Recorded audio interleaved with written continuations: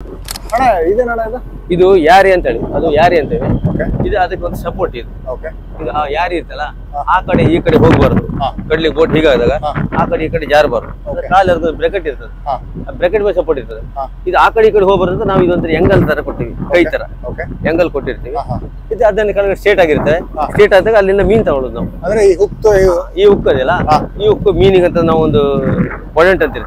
ಪೊಡೆಂಟ್ ಒಂದು ರಿಂಗ್ ಮಾಡಿ ಇಡ್ತೀವಿ ರೋಪಿಂದ. ಆ ರಿಂಗ್ ಅನ್ನು ಹಿಡಿದು ಇದಕ್ಕೆ ಹಾಕ್ತೀವಿ. ಇದು ಹಾಕಿ ಅಲ್ಲಿ ಇಂಚ್ ಇರ್ತದೆ, ಆ ಇಂಚಿಗೆ ಕೊಟ್ಟು ಅಬಸ್ಕೊಳ್ತೀವಿ. ಆನಂತರ ಮತ್ತೊಬ್ರು ಒಳಗಡೆ ತಗೊಳ್ತಾರೆ. ಒಬ್ರು ಮೇಲೆ ಎತ್ತುದು, ಇನ್ನೊಬ್ರು ಒಳಗಡೆ ಬಗ್ಸ್ಕೊಳ್ಳೋದು. ಅಲ್ಲೊಂದು ಗೇರ್ ಇರ್ತವೆ, ಆ ಗೇರಿಗೆ ಒಂದು ಜನ ಇರ್ತಾರೆ. ಅದು ಕರೆಕ್ಟ್ ಆಗಿ ಗೇರಿಗೆ ಇರಬೇಕು. ಗೇರ್ ಒಂಚೂರು ಮಿಸ್ ಆಗ್ಬಿಟ್ಟು ಇಲ್ಲಿ ಬೀಳ್ಲಿಕ್ಕೆ ಇರ್ತದೆ, ಅப்புறம் ಮೈ ಮೇಲೆ ಬೀಳ್ಲಿಕ್ಕೆ ಇರ್ತದೆ, ಎಲ್ಲದೂ ಇರ್ತದೆ. ಅದು ಕಟ್ಟಾಗಿ ಇರ್ತಾರೆ. ನಾವೆಲ್ಲ ಹೊಸ ರೋಪನ್ನು ಯೂಸ್ ಮಾಡಿದ್ವಿ. ತುಂಬಾ ಡೇಂಜರ್ಸ್ ಇದೆಲ್ಲ. ಅಂತಂದ್ರೆ ಇದೆಲ್ಲ ರೋಪ್ ಎಲ್ಲ ಅರೇಂಜ್ಮೆಂಟ್ ಮಾಡೋದು ನೀವೇ? ಹೌದೌದು, ನಾವೇ ಮಾಡ್ಕೊಳ್ಳೋದೆಲ್ಲ. ಅಂದ್ರೆ ನೀವು ಯಾವ ತರ ಎಷ್ಟು ವೇಟ್ ಇದ್ರು ಏನು ತೊಂದರೆ ಆಗಬಾರ್ದು ರೆಡಿ ಮಾಡೋದು. ಇದೆಲ್ಲ ಪ್ಲಸ್ ಮಾಡ್ತೀವಿ ಇಲ್ಲೆಲ್ಲ. ನೋಡಿ ಈ ತರ ಪ್ಲಸ್ ಅಂತ ಇರುತ್ತೆ. ಇದೆಲ್ಲ ನಾವೇ ಮಾಡೋದು. ಇದೆಲ್ಲ ಮಿಷಿನ್ ಅಲ್ಲಿ ಮಾಡ್ಕೊಳ್ಳೋದಲ್ಲ, ಇದೆಲ್ಲ ನಾವೇ ಮಾಡ್ಕೊಳ್ಳೋದು. ಇದೆಲ್ಲ ಅಂಗಡಿಯಿಂದ ತರೋದು ಬ್ರೆಕೆಟ್ ಎಲ್ಲ. ಈ ರೋಪ್ ಸಿಸ್ಟಮ್ ಎಲ್ಲ ನಾವೇ ಮಾಡ್ಕೊಳ್ಳೋದು. ನೋಡಿ ಕೈಯಿಂದನೇ ಮಾಡೋದು ಇದೆಲ್ಲ. ನೇಯ್ಗೆ ಇದೆಲ್ಲ ನಾವೇ. ಅಣ್ಣ ಇದೇನಣ್ಣ ಇದು? ಇದು ಒಂಥರ ಇಂಚ್ ಅಂತ ಇದಕ್ಕೆ. ಇದು ಕಬ್ಬಿಣ ವಾಯರ್. ಇದು ಮೇಲ್ಗಡೆ ಮಾತ್ರ ನುಗ್ಗುಲು, ಕೆಳಗಡೆ ಎಲ್ಲ ಕಬ್ಬಿಣದ ವೈರ್ ಇರ್ತದೆ. ನೋಡಿ ಈ ತರ ಎಲ್ಲ ಕಬ್ಬಿಣ ಇರ್ತದೆ. ಅದೇನ್ ಮಾಡ್ತೀವಿ ನಾವು, ಈ ಬೋರ್ಡ್ ಟಚ್ ಮಾಡ್ತೀವಿ. ಈ ಬೋರ್ಡ್ ಇದೆಯಲ್ಲ, ಈ ಬೋರ್ಡ್ ಟಚ್ ಮಾಡ್ತೀವಿ. ಟಚ್ ಮಾಡಿ ಇದಕ್ಕೆ ಬಲೆ ಕೈ ಹಾಕ್ತಿವಿ ಅಂತ. ರೋಪ್ ಇದೆಯಲ್ಲ, ಆ ರೋಪ್ ಅಲ್ಲಿ ಇದಕ್ಕೆ ಟಚ್ ಮಾಡಿ ಬಲೆ ಇದೆಲ್ಲ ನಟ್ಟಿ ಬಿಡ್ತೀವಿ. ಆ ರೋಪ್ ವಾಯರ್ ಇದ್ರ ಮೇಲೆ ಇರ್ತದೆ. ನಾವು ತಗೊಳ್ಳುವಾಗ ಇದಷ್ಟನ್ನೇ ತಗೊಳ್ಳೋದು. ಅದು ಇಲ್ಲಿ ಬಂದು ಟಚ್ ಆದಾಗ ಆ ರೋಪ್ ಇರ್ತಲ್ಲ, ಅದನ್ನ ನಾವು ಕೈಲಿ ತಗೊಳ್ಳೋದು, ಕೈಲಿ ಬಕ್ಕೊಳ್ಳೋದು. ಅದು 60 ರಿಂದ 65 ಮಾರಿ ಇರ್ತದೆ ಕೈ ರೋಪ್ ನೂಗುಲದು. ಅದು ಕೈ ತಗೊಳ್ಳೋದು. ಆ ನಂತರ ಬಲೆ ಎಲ್ಲ ಬರ್ತದೆ, ಅದಕ್ಕೆ ಗುಂಡಿ ಇರ್ತದೆ, ಸೀಸೆ ಇರ್ತದೆ. ಅದನ್ನೆಲ್ಲ ನಾವು ಕೈಲೇ ತಗೊಳ್ಳೋದು. ಆ ನಂತರ ಲಾಸ್ಟ್ ಬಲೆ ಲಾಸ್ಟ್ ಮೂಮೆಂಟ್ ನಲ್ಲಿ ಮೀನ್ ಇರ್ತದೆ. ಸಣ್ಣ ಕಣ್ಣಿ ಹೋದಾಗ ಮೀನ್ ಇರ್ತದೆ. ಆ ಮೀನನ್ನ ಇದ್ರ ಮೇಲೆ ಈ ಸಹಾಯದಿಂದ ತಗೊಳ್ಳೋದು. ಇದು ಬೇಕೇ ಬೇಕು ಇದೆಲ್ಲ. ಇದು ಬೇಕಿಲ್ಲ, ಇಲ್ಲ ಅಂದ್ರೆ ಮೀನ್ ಹಿಡೋಕೆ ಆಗುದಿಲ್ಲ. ಪ್ರತಿಯೊಂದು ವಸ್ತುನು ಇಂಪಾರ್ಟೆಂಟ್. ಇದು ಎರಡು ಬೋರ್ಡಿಗೆ 1,65,000 ರೂಪಾಯಿ ಇದೆ. ಎಲ್ಲಿ ರೆಡಿ ಮಾಡ್ತಾರೆ ಅದನ್ನ? ಅದನ್ನ ಕೆಲವರು ಕೊಚ್ಚಿಲ್ ರೆಡಿ ಮಾಡ್ತಾರೆ, ಕೆಲವರು ಇಲ್ಲಿ ಮಂಗಳೂರು ರೆಡಿ ಮಾಡ್ತಾರೆ, ಕೆಲವರೆಲ್ಲ ಜೆರಾಕ್ಸ್ ಅಂತಾರೆ. ಒರಿಜಿನಲ್ ಬೇಕಾದ್ರೆ ನಾವು ಕೊಚ್ಚಿಂದ ತರಿಸಬೇಕು. ಇದು ವರ್ಷಕ್ಕೆ 1-2 ಇದು ಒಂದ್ 2 ಸೇದ ಒಂದ್ ಸೆಟ್. ಕೆಲವು ಸಲ ಒಂದು ವರ್ಷ 1 ಸೆಟ್ ಆಗ್ತದೆ, 2 ಸೆಟ್ ಆಗ್ತದೆ. ಇದು ಹಾಳಾಗಿದೆ ಅಂತ ಹೆಂಗ್ ಗೊತ್ತಾಗುತ್ತೆ? ಹಾಳಾಗ್ತದೆ, ಮೀನ್ ಬರುದಿಲ್ಲ. ಹೌದಾ? ಹೌದೌದು. ಒಂದು ಚೂರು ಏನೋ ಡಿಫರೆನ್ಸ್ ಬಂತು ಅಂದ್ರೆ ಅದು ಹೀಗೆ ಬರ್ತದೆ. ಹೀಗೆ ಬರುವಾಗ ಸ್ವಲ್ಪ ಈಗ ಅಡ್ಡು ಬಿತ್ತು ಅಂದ್ರೆ ಮೀನ್ ಕಡಿಮೆ ಮಾಡ್ಬಿಡ್ತದೆ. ಪಕ್ಕದಲ್ಲಿ ಇದು ಮೀನ್ ಜಾಸ್ತಿ ಬಂತು, ನಮಗ್ ಮೀನ್ ಕಡಿಮೆ ಬಂತು ಅಂದಾಗ ಗೊತ್ತಾಗ್ತದೆ ನಮ್ಗೆ ಏನ್ ಮಿಸ್ಟೇಕ್ ಅಪ್ಪ, ಇದೇ ಮಿಸ್ಟೇಕ್. ಅಣ್ಣ ಇದನ್ನ ಹೆಂಗ್ ಹಾಕೋದು? ಇದನ್ನ ನಾವು ಕಪ್ಪಿ ಶಾಯಿಜಿ ಅಂತ ಹಾಕ್ತೀವಿ. 120 kg ಇರ್ತದೆ ಇದು. ಇದೆಲ್ಲ ಕೈಲಿ ಎತ್ತಲಿಕ್ಕೆ ಆಗುದಿಲ್ಲ ಅಷ್ಟು. ಅಂದ್ರೆ ಇದ್ರ ನಡಕ್ ಬಲೆ ಇರುತ್ತೆ, ಇದರ ಮಧ್ಯೆ ಬಲೆ ಇರ್ತದೆ. ಇದು ಈ ಕಡೆ ಇರ್ತದೆ, ಮಧ್ಯದಲ್ಲಿ ಬಲೆ ಇರ್ತದೆ. ಹೀಗೆ ಇದೇ ಸಪೋರ್ಟ್. ಇದು ಬಲೆ ಕೊಡ್ತೇವೆ ನಾವು ಇದಕ್ಕೆ. ಮತ್ತೆ 65 ಮಾರು ರೋಪ್ ಇರ್ತೀವಿ. ಇಂಥದ್ದೇ ರೋಪ್ ಇದೆ ನೋಡಿ, ಇಲ್ಲಿ ಇಟ್ಟಿದೆ ನೋಡಿ ಅದು. ಅಣ್ಣ ಇದನ್ನ ಕಟ್ ಆಗಿ ಒಳಗಡೆ ಹೋದ್ರೆ ಕಟ್ ಆಗುದಿಲ್ಲ. ಕಟ್ ಆದ್ರೆ ಇದಕ್ಕೆ ವಾಯರ್ ಇರ್ತದೆ. ವಾಯರ್ ಇಲ್ಲಿ ಇರ್ತದೆ ನೋಡಿ, ಇದ ಕೊಡ್ತೀವಿ. ಅಕ್ಕಿ ಇದೆಯಲ್ಲ, ಹೀಗೆ ಹಾಕ್ತೀವಿ. ಅಂದ್ರೆ ಮೀನ ಹಿಡಿಯೋಕೆ ಬಹಳ ಇಂಪಾರ್ಟೆಂಟ್ ಅಂತ. ಇಂಪಾರ್ಟೆಂಟ್ ಬೋಟ್ ನಲ್ಲಿ ಪ್ರತಿಯೊಂದು ವಸ್ತು ಇಂಪಾರ್ಟೆಂಟ್. ಇದ್ಕೊಂಡು ಮಧ್ಯದಲ್ಲಿ ಫ್ಯಾನ್ ಇಲ್ಲ ಅಂದ್ರೆ ಏನೂ ಇಲ್ಲ. ಇಲ್ಲಿ ಫ್ಯಾನ್ ಇಲ್ಲ ಅಂದ್ರೆ ಇಡೀ ಬೋಟೇ ವೇಸ್ಟ್ ಆಯ್ತಾ. ಡೀಸೆಲ್ ಇಲ್ಲ ಅಂದ್ರೆ ಮೀನು ಹಿಡಿಯೋಕೆ ಆಗುದಿಲ್ಲ, ಐಸ್ ಇಲ್ಲ ಅಂದ್ರೆ ಮೀನು ಹಿಡಿಯೋಕೆ ಆಗುದಿಲ್ಲ. ಪ್ರತಿಯೊಂದು ಇಂಪಾರ್ಟೆಂಟ್. ಅದಕ್ಕೆ ಅಕಸ್ಮಾತ್ ರೇಷನ್ ಖಾಲಿ ಆಯ್ತು ಅಂದ್ರೆ ಮೀನು ಹಿಡಿಯೋಕೆ ಆಗುದಿಲ್ಲ. ಒಂದು ಜನಕ್ಕೆ ಆರಾಮ ಇಲ್ಲ ಅಂದ್ರೂ ಮೀನು ಹಿಡಿಯೋಕೆ ಆಗುದಿಲ್ಲ. ಅಂದ್ರೆ ಇವಾಗ ಮೀನ್ ಹಿಡಕ್ ಹೋಗಿರ್ತೀರಿ, ಹುಷಾರದು ತಪ್ಪಿದ್ರೆ ಏನ್ ಮಾಡೋದು? ಏನ್ ಮಾಡೋಗಿಲ್ಲ ನಾವು. ಕೆಲವೊಂದ್ಸಲ ಅವನಿಗೆ ಅವ್ನ ಪೊಸಿಷನ್ ನೋಡ್ತೀವಿ ನಾವು. ಕೆಲವೊಂದ್ಸಲ ನಮ್ಮ ಹತ್ರ ಕೆಲವೊಂದೆಲ್ಲ ಮೆಡಿಸಿನ್ ಇಟ್ಕೊಂತೀವಿ. ಆ ಮೆಡಿಸಿನ್ ಇಂದ ಕಮ್ಮಿ ಆಯ್ತು ಅಂದ್ರೆ ಪರವಾಗಿಲ್ಲ. ಇಲ್ಲ ಅಂದ್ರೆ ಇಲ್ಲಿ ನಾವು ಈಗ ಇಲ್ಲಿಂದ ಮಂಗಳೂರಿಂದ ಬಿಟ್ರೆ ಸಾಧಾರಣ ಗೋವಾ, ರತ್ನಗಿರಿ ಅಂತೇವಲ್ಲ, ಆ ಕಡೆ ಎಲ್ಲ ಹೋಗ್ತೀವಿ ಹೆಚ್ಚಾಗಿ. ಈ ಕಡೆ ಹೋದ್ರೆ ಕೊಚ್ಚಿ ಸರ್ತಾ ಹೋಗ್ತೀವಿ. ಅಕಸ್ಮಾತ್ ಅಷ್ಟೇ ಎಮರ್ಜೆನ್ಸಿ ಆಯ್ತು ಅಲ್ಲಿ ಎಲ್ಲಾದ್ರೂ ಒಳಗಡೆ ಹೋಗ್ಬಿಡ್ತೀವಿ ನಾವು. ಹೇಗೆ ಬೇರೆ ಬೋಟ್ ಅಲ್ಲ? ಬೇರೆ ಬೋಟ್ ಅಲ್ಲ, ನಮ್ ಬೋಟ್. ಬೇರೆ ಬೋಟ್ ಸಿಕ್ಕಿದ್ರೆ, ಅಲ್ಲಿ ಹೋಗು ಬೋಟ್ ಸಿಕ್ಕಿದ್ರೆ ಹೋಗ್ತೀವಿ, ಹೋಗ್ಬಿಡ್ತೀವಿ. ಕೆಲವೊಂದ್ ಸ್ವಲ್ಪ ಹೋಗು ಬೋಟ್ ಸಿಗುದಿಲ್ಲ, ಅವಾಗ ನಾವು ನಮ್ಮ ಜನ ಉಳಿಸ್ಕೊಳ್ಬೇಕು, ನಾವೇ ಹೋಗ್ಲೇಬೇಕು. ಅವಾಗ ಅಲ್ಲಿ ಡೀಸೆಲ್ ಪ್ರಶ್ನೆ ಅಥವಾ ಮೀನ್ ಪ್ರಶ್ನೆ ಅದೆಲ್ಲ ನೋಡ್ಲಿಕ್ಕೆ ಆಗುದಿಲ್ಲ. ಒಂದು ಪ್ರಾಣದ ಪ್ರಶ್ನೆ ಆಗಿರ್ತದೆ. ಅದನ್ನ ನಾವು ಮೇಂಟೈನ್ ಮಾಡ್ಲೇಬೇಕಾಗ್ತದೆ. ನಮ್ಮಲ್ಲಿ ಒಬ್ಬನಿಗೆ 8 ಜನಕ್ಕೆ ಒಬ್ಬನಿಗೆ ಏನಾಯ್ತು ಅಂದಾಗ ನಾವೆಲ್ಲರೂ ಸಹಕಾರ ಮಾಡ್ಲೇಬೇಕಾಗ್ತದೆ. ನಮ್ಮ ಒಂದು ಬೋಟ್ ನಲ್ಲಿ 10 ದಿನ ಇಲ್ಲಿ ಹೋಗ್ತೀವಿ ನಾವು. 10 ದಿನಕ್ಕೆ ಒಂದ್ಸಲ ಕರೆಗೆ ಬರುದು. 10 ದಿನ ಇದೇ ನಮಗೆ ಮನೆ ಆಗಿರ್ತದೆ. ಅಲ್ಲಿ ಇದೇ ಮನೆ ಆಗಿರ್ತದೆ, ಸಮುದ್ರನೇ ಪ್ರಪಂಚ ಆಗಿರ್ತದೆ. ನಾವು ನೋಡಿದ ಸಮುದ್ರನೇ. ಆ ಕಡೆ ಈ ಕಡೆ ಊರಿಗೆ ಏನು ಕಾಣುದಿಲ್ಲ ನಮ್ಗೆ. ನೋಡುದು GPS ಟೈಮಿಂಗ್ ಅಷ್ಟೇ ಬಿಟ್ರೆ ಮತ್ತೆ ನಮ್ಗೆ ಊರೇ ಕಾಣೋದಿಲ್ಲ. ಊರ್ ಯಾವ ಕಡೆ ಗೊತ್ತಾಗುದಿಲ್ಲ. ಸೂರ್ಯ ಹುಟ್ಟಿದಾಗ ಗೊತ್ತಾಗುದು ಬೆಳಿಗ್ಗೆ ಈಚಿಂದ ಸೂರ್ಯ ಹುಡ್ತು ಇದು ಇದು ಭೂಮಿ ಕಡೆ, ಈಚೆ ಮುಳುಗ್ತಿದ್ರೆ ಇದು ಸಮುದ್ರ ಕಡೆ ಅಂತ ಗೊತ್ತಾಗ್ಬಿಡ್ತದೆ. ಅವಾಗ ನೋಡುದು ನಮ್ಗೆ ಜನಗಳ ಇದೇ ಇರುದಿಲ್ಲ. ನಾವ್ ಇರೋದು 8 ಮಂದಿ ಅಂದ್ರೆ 8 ಮಂದಿ ಅಷ್ಟೇ ಪ್ರಪಂಚ ಆಗಿರ್ತದೆ ನಮ್ಗೆ.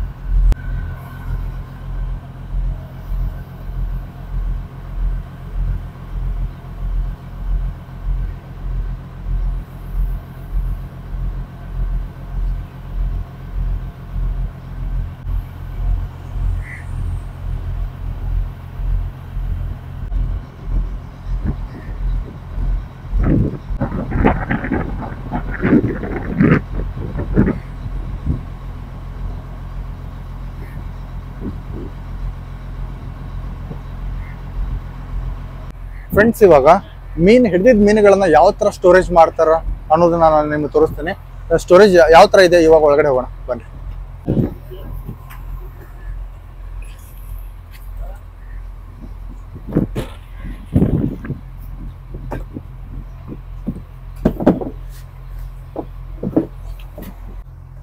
ಫ್ರೆಂಡ್ಸ್ ನೋಡ್ರಿ, ಇವಾಗ ಇಳಿಯೋದು ಹೆಂಗ್ ಇಷ್ಟು ಕಷ್ಟ ಇದೆ. ಒಳಗಡೆ ಅವ್ರು ರೂಢಿ ಆಗ್ಬಿಟ್ಟಿದೆ, ನಮಗೆ ಹೊಸ ಅನುಭವ ಇದೆ.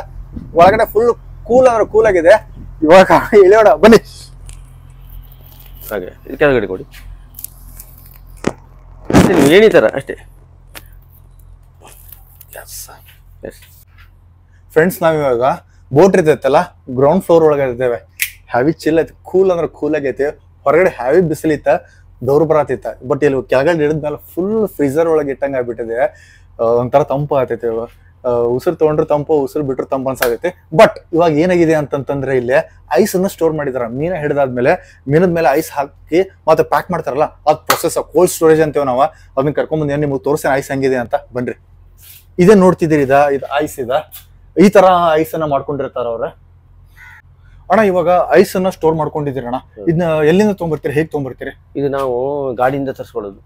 ಗಾಡಿಯಿಂದ ಅದು ಬ್ಲಾಕ್ ಇರ್ತದೆ ಅವ್ರದ್ದು, ಐಸ್ ಪ್ಯಾಂಟ್ ಇಂದ ಬ್ಲಾಕ್ ಇರ್ತದೆ. ಬ್ಲಾಕ್ ಇಂದ ಹೊಡಿ ಮಾಡಿ ನಮ್ಗೆ ಪುಡಿಯನ್ನ ತಂದು ಕೊಡ್ತಾರೆ. ನಾವೇನ್ ಮಾಡ್ತೀವಿ, ಈ ಬುಟ್ಟಿ ಇರ್ತದೆ, ಆ ಬುಟ್ಟಿ ಸಹಾಯದಿಂದ ಬೋಟಿ ತುಂಬಿಕೊಳ್ಳೋದು. ಇದೆಲ್ಲ ಸ್ಟೋರೇಜ್ ಸ್ಟಾಕ್ ಮಾಡ್ಕೊಳ್ಳೋದು. ಇದು ಸ್ಟಾಕ್ ಮಾಡಿದಾಗ ನಾವು ಪಡ್ಡೆ ಹೋದಾಗ ಇದನ್ನ ಐಸ್ ತೆಗೆದು ಮೀನಿ ಹಾಕಿ ಈ ತರ ಬಾಕ್ಸ್ ಅಲ್ಲಿ ಸ್ಟಾಕ್ ಮಾಡೋದು. ಸ್ಟಾಕ್ ಮಾಡಿ ಒಂದೊಂದೇ ರೂಮಿಗೆ ತಳ್ತಾ ಇರೋದು. ಇದೆಲ್ಲ ಖಾಲಿ ಆಗ್ತಾ ಹೋಗ್ತದೆ. ಅವಾಗೆಲ್ಲ ಬಾಕ್ಸ್ ಇದೆಲ್ಲ ರೂಮ್ ಸ್ಟಾಕ್ ಆಗಿ ಹೋಗ್ತದೆ. ಕಡೆ ನಂತರ ಲಾಸ್ಟ್ ಐಸ್ ಖಾಲಿ ಆಗ್ತದೆ, ಮತ್ತೆ ಡೀಸೆಲ್ ಖಾಲಿ ಆಗ್ತದೆ. ಹತ್ತಿರ ಬಂದಾಗ 10 ದಿನ ಆದಾಗ ಒಳಗಡೆ ಬರ್ತೀವಿ.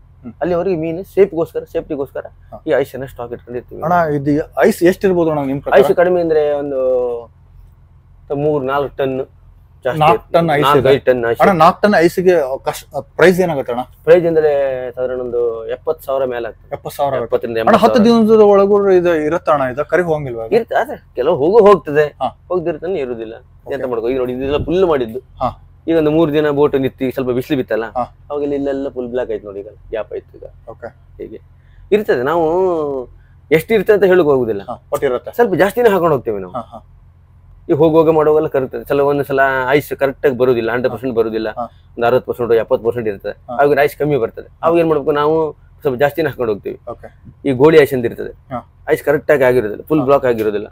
ಅವಾಗ ಏನಾಗ್ತದೆ, ಐಸ್ ಬ್ಯಾಗ್ ನೀರ್ ಆಗಿಬಿಡ್ತದೆ. ಅದಕ್ಕೆ ನಾವೇನ್ ಮಾಡ್ತೀವಿ, ಒಂದು 50 ಬ್ಲಾಕ್ ಮತ್ತು ಜಾಸ್ತಿನೇ ಹಾಕೊಂಡು ಹೋಗುದು. ನಮ್ಗೆ ಸೇಫ್ಟಿಗೋಸ್ಕರ. ಮೀನ್ ಅಂದ್ರೆ ಒಳ್ಳೆ ಇರ್ಬೇಕಾಗ್ತದೆ. ಇಲ್ಲ ಒಂಚೂರು ಐಸ್ ಕಮ್ಮಿ ಆಗ್ಬಿಟ್ರೆ ಮೀನು ವಾಸನೆ ಬರೋ ಶುರು ಆಗ್ಬಿಡ್ತದೆ, ಡ್ಯಾಮೇಜ್ ಆಗ್ಬಿಡ್ತದೆ. ಇದು ಒಂದು ಟ್ರೇ ಇದೆಯಲ್ಲ ಅಣ್ಣ, ಈ ಒಂದು ಟ್ರೇದಲ್ಲಿ ಎಷ್ಟು ಮೀನುಗಳನ್ನ ಹಾಕ್ತೀರಣ್ಣ? ಇದು ಮಿನಿಮಮ್ ಫುಲ್ ಅಂದ್ರೆ 50 kg ಅಂತ ಇದೆ. 50 kg ನಾವು ಹಾಕ್ಲಿಕ್ಕೆ ಆಗುದಿಲ್ಲ. ಕಡಿಮೆ ಅಂದ್ರೆ ನಾವು ಒಂದು 35ರಿಂದ 40 kg ಹಾಕ್ಬಹುದು ಅಷ್ಟೇ. ಯಾಕಂದ್ರೆ ಅದಕ್ಕೆ ಮತ್ತೆ 10 kg ಐಸ್ ಹಾಕ್ಬೇಕಲ್ಲ ನಾವು. ಖಾಲಿ ಮೀನಾದ್ರೆ 50 kg ಬರ್ತದೆ ಇದರಲ್ಲಿ. ಅಂತಂದ್ರೆ ಮತ್ತೆ ಮೀನು ಮತ್ತೆ ಐಸ್ ಸೇರಿ ಟೋಟಲ್ ಮೀನ್ ಎಷ್ಟು? ಮೀನ್ ಹಾಕಿದ್ರೆ 50 kg ಹಾಕ್ಬೋದು. ಮೀನು ಮತ್ತೆ ಐಸ್ ಹಾಕಿದ್ರೆ ಎಷ್ಟು ಹಾಕ್ಬೋದು? ಮೀನು ಅಷ್ಟು ಹಾಕ್ಲಿಕ್ಕೆ ಆಗುದಿಲ್ಲ. 50 kg ಗಿಂತ ಮೇನ್ ಹಾಕ್ಲಿಕ್ಕೆ ಆಗುದಿಲ್ಲ. ಮಿನಿಮಮ್ ಇಲ್ಲಿ ಈ ಲೆವೆಲಿಗೆ ಬರ್ಬೇಕಂದ್ರೆ ನಾವು 50 kg ಮೀನು ಹಾಕ್ಲಿಕ್ಕೆ ಆಗುದಿಲ್ಲ. 50 kg ಮೀನು ಹಾಕಿದ್ರೆ ಐಸ್ ಹಾಕ್ಲಿಕ್ಕೆ ಆಗುದಿಲ್ಲ. ಅವಾಗ ನಾವು ಒಂದು 30 ಅಥವಾ 35 kg ಇಡಬಹುದು ಮೀನು ಅಷ್ಟೇ. ಬಿಟ್ರೆ ಬಾಕಿದೆಲ್ಲ ಐಸ್ ಹಾಕ್ಬೇಕು ನಾವು. ಯಾಕಂದ್ರೆ ಅದು ಕೋಲ್ಡ್ ಆಗಿರ್ಬೇಕಲ್ಲ. ಕೆಳಗಡೆ ಐಸು ಮೇಲ್ಗಡೆ ಐಸ್ ಹಾಕ್ಲೇಬೇಕು. ಇಲ್ಲಂದ್ರೆ ಮೀನು ಹಾಳಾಗ್ಬಿಡ್ತದೆ, ಮೀನು ಡ್ಯಾಮೇಜ್ ಆಗ್ಬಿಡ್ತದೆ. ಅವಾಗ ಇಲ್ಲಿ ನಮ್ಗೆ ರೇಟು ಸಿಗುದಿಲ್ಲ, ಅದು ಹಿಡಿದು ಪ್ರಯೋಜನ ಇರುದಿಲ್ಲ. ಹಾಗಾಗ್ಬಿಡ್ತೀವಿ. ಅದು ನಾವು 10 ದಿನವರೆಗೂ ಮತ್ತೆ 5 ದಿನ ಮತ್ತೆ ಚೇಂಜ್ ಮಾಡ್ತೀವಿ ನಾವು. 5 ದಿನ ಆದ ನಂತರ ಮತ್ತೆ ಬಾಕ್ಸ್ ಅನ್ನು ಓಪನ್ ಮಾಡಿ ನೋಡ್ತೀವಿ ನಾವು. ಓಪನ್ ಮಾಡಿ ನೋಡಿ ಮತ್ತೆ ಐಸ್ ಕಮ್ಮಿ ಆದ್ರೆ ಮತ್ತೆ ಅದನ್ನ ಚೇಂಜ್ ಮಾಡಿ ಐಸ್ ಹಾಕಿ ಮತ್ತೆ ಕರೆಕ್ಟ್ ಮಾಡಿ ಇರ್ತೀವಿ. ಆನಂತರ 10 ದಿನಕ್ಕೆ ಮತ್ತೆ ಹೊರಗಡೆ ತೆಗಿತೀವಿ. ಅಂದ್ರೆ ಐಸನ್ನು ಜಾಸ್ತಿ ಇಡಲೇಬೇಕು ನಾವು. ಮೀನು 50 kg ಹಿಡಿತಂತ ಖಾಲಿ ಮೀನು ಹಾಕಿದ್ರೆ ಐಸ್ ಬೇಕಲ್ಲ. ಈ ಐಸ್ನಿಗೆ ಕೋಲ್ಡ್ ಆಗುದಿಲ್ಲ, ಅದು ಇದಕ್ಕೆ ಇದರಲ್ಲೇ ಐಸ್ ಹಾಕಿದರೆ ಮಾತ್ರ ಮೀನು ಕರೆಕ್ಟ್ ಇರೋದು. ಇದನ್ನು ಐಸ್ ಹಾಕಿ ಪ್ಯಾಕ್ ಮಾಡ್ಬೇಕು ನಾವು. ಇದು ಮತ್ತೊಂದು ಬಾಕ್ಸ್ ಇದ್ರ ಮೇಲೆ ಮತ್ತೊಂದು ಬಾಕ್ಸ್, ಈ ಬಾಕ್ಸ್ ಮತ್ತೊಂದು ಇಡೋದು ಈ ಥರ ಪ್ಯಾಕ್ ಆಗ್ತದೆ ಅಲ್ಲ ಹೀಗೆ. ಅದು ಕೆಳಗಡೆ ಮೇಲೆ ಮತ್ತೆ ಇದ್ರ ಮೇಲೆ ಪ್ಯಾಕ್ ಮಾಡೋದು ಹೀಗೆ. ಐಸ್ ಕೆಳಗಡೆ ಮೇಲ್ಗಡೆ ಮಧ್ಯದಲ್ಲಿ ಮೀನು ಹಾಕಿ ಕೆಳಗೆ ಹಾಕಿ ಮತ್ತೆ ಐಸ್ ಹಾಕೋದು. ಇದ್ರ ಮೇಲೆ ಮತ್ತೆ ಹಾಗೆ ಮಾಡೋದು. ಹಾಗೆ ಮಾಡುವ 4 ಲೈನ್ ಇಡೋದು. 4 ಲೈನ್ ಅಂದರೆ ಇದು ಒಂದು ರೂಮಲ್ಲಿ 12 ಲೈನ್ ಇಡ್ತೀವಿ.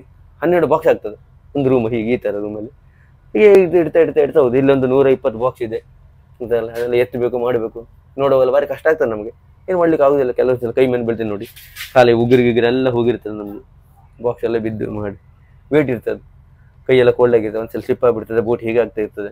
ಅವಾಗ ಸ್ವಲ್ಪ ಕೈ ಜಾರ್ತದೆ ಅಂದರೆ ಕಾಲ ಮೇಲೆಲ್ಲ ಬೀಳ್ತದೆ ನೋಡಿ, ಉಗುರೆಲ್ಲ ಹೋಗಿರ್ತದೆ. ಇದೆಲ್ಲ ಬಾಕ್ಸ್ ಎಲ್ಲ ಬಿದ್ದೆ ಹಾಗೆ ಆಗಿದೆ ನಮಗೆಲ್ಲ ಹಚ್ಕೊಳ್ಳೋದು. ಮತ್ತು ಕಾಲಿಗೆ ಐಸ್ ಎಲ್ಲ ಕಡಿಯುವಾಗ ಮಾಡುವಾಗೆಲ್ಲ ಕೋಲ್ಡ್ ಆಗಿರ್ತದೆ. ಹೆಚ್ಚಾಗೇನು ಇದಿರಲಿಲ್ಲ, ಸೌಕರ್ಯ ಇರುವುದಿಲ್ಲ, ಸೂಗಿರ್ತದೆ ಇರುವುದಿಲ್ಲ. ಕೆಲವರು ಇದ್ರೂ ಕೂಡ ಯೂಸ್ ಮಾಡೋಕೆ ಆಗುದಿಲ್ಲ ನಮಗೆ. ಆ ಟೈಮಲ್ಲಿ ಕಾಲು ಬೆರಳೆಲ್ಲ ಹೋಗಿರ್ತದೆ, ಕಾಲು ಬೆರಳು ಹೋಗ್ತದೆ, ಕೈ ಬೆರಳು ಹೋಗ್ತದೆ, ಕೈಯೆಲ್ಲ ಹೋಗ್ತದೆ, ಈ ಪೆಟ್ಟಾಗಿರ್ತದೆ. ಏನು ಮಾಡ್ಲಿಕ್ಕೆ ಆಗುದಿಲ್ಲ. ನಮ್ಮ ಜೀವನ ಇದೇ ಥರ ಆಗ್ಬಿಟ್ಟಿದೆ. ಇದೆಲ್ಲ ಬೋಟ್ನಲ್ಲಿ ಆಗಿರೋದು ಇದೆಲ್ಲ ನೋಡಿ, ಇದೆಲ್ಲ ಕಟ್ಟಾಗಿ ಹೋಗಿದ್ದು ಈ ಥರ ಎಲ್ಲ ಆಗಿದೆ. ವರ್ಕೆ ಹಾಗೆ ನಮ್ದು, ಏನು ಮಾಡ್ಲಿಕ್ಕೆ ಆಗುದಿಲ್ಲ. ಅದಕ್ಕೆ ಈಗ ನಮಗಾದ್ರೂ ಬೇಕು, ನಮ್ಮ ಮಕ್ಕಳಿಗೆ ಬೇಡ ಅಂತ ಹೇಳ್ತೀವಿ ನಾವು. ದಂಧೆ ಈ ದಂಧೆ ಉಂಟಲ್ಲ, ನಮ್ಮ ಮಕ್ಕಳಿಗೆ ಬೇಡ, ನಾವು ಮಾಡಿದ್ರೆ ಸಾಕು. ನಮ್ಮ ಅಜ್ಜ ಮಾಡಿದ ಅಪ್ಪ ಮಾಡಿದ್ರೆ ನಾವು ಮಾಡ್ಬೋದು. ನಮಗೆ ಅವಾಗೆಲ್ಲ ತುಂಬ ಬಡತನಕ್ಕಿತ್ತು, ಕಲೀಲಿಕ್ಕೆ ಆಗಲಿಲ್ಲ, ಊಟಕ್ಕೆಲ್ಲ ಕಷ್ಟ ಇತ್ತು. ಅಂದ್ರೆ ಮಧ್ಯೆ ಕಲಿಯೋದಿಲ್ಲ. ಇದ್ದಂದು ಬಿದ್ದವ್ರು ಮತ್ತೆ ತಿರುಗಡೆ ನೋಡಲಿಲ್ಲ ನಾವು. ನಾನು ಕಾಲೇಜು PUC ಮುಗಿಸಿದವನೇ. ಅದ್ರ ನಂತರ ಮುಂದೆ ಕಲೀಲಿಕ್ಕೆ ಆಗಲಿಲ್ಲ, ಯಾರಾದ್ರೂ ಸಹಕಾರ ಸಿಗಲಿಲ್ಲ. ಹಾಗೆ ಈಗ ದಂಧೆ ಬಿದ್ದೆ. ಇದ್ರಲ್ಲಿ ಸ್ವಲ್ಪ ಲಾಭ ಆಯ್ತು ಅನಿಸ್ತು, ತಾತ್ಕಾಲಿಕ ಲಾಭ. ಆವಾಗ ಒಂದು 100-200 ಅಂದ್ರೆ ದೊಡ್ಡದಾಗಿತ್ತು. ಒಂದು 30 ವರ್ಷದ ಹಿಂದೆ 500 ಸಿಕ್ತು ಅಂದ್ರೆ ಈಗೊಂದು 5,000 ರೂಪಾಯಿ ಲೆಕ್ಕ. ಇವಾಗ ಅದು ಕಷ್ಟ. ಈಗ 500 ತಗೊಂಡು ಇವಾಗ ಜೀವನ ಮಾಡೋಕೆ ಆಗುದಿಲ್ಲ. ಈಗ ನಮ್ಮ ಮಕ್ಕಳಿಗೆ ಅದೇ ಈ ಥರ ಬೇಡ, ನೀವಾದ್ರೆ ಒಳ್ಳೇದ ಕಲೀರಿ, ನಾವು ಕಷ್ಟಪಟ್ಟು ನಿಮ್ಗೆ ಕಲಿಸ್ತೀವಿ, ನೀವಾದ್ರೆ ಒಳ್ಳೆ ಏನು ಸಣ್ಣ ಪುಟ್ಟ ಮಾಡ್ಕೊಂಡು ದಂಧೆ ಮಾಡಿ ಅಂತ ನಾವು ಸಪೋರ್ಟ್ ಮಾಡ್ತೀವಿ ಮಕ್ಕಳಿಗೆ.